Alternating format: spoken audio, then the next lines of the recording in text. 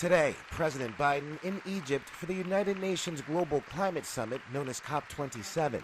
Biden telling the conference the United States is following through on its commitments on climate change made at last year's COP26 conference in Glasgow. The climate crisis is about human security, economic security, environmental security, national security, and the very life of the planet.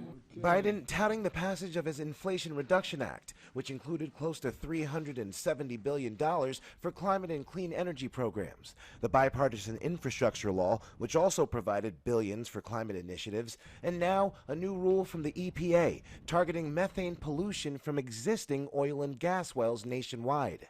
The agency says the rule would decrease methane emissions 87% from peak levels in 2005. Good climate policy is good economic policy. It's a strong foundation. Still, the president's message may not be met with welcome ears from everyone. Show us the money.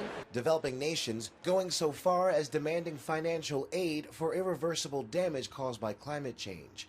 Biden has announced more than $11 billion to help countries adapt to the impacts of climate change, but many saying it's still not enough.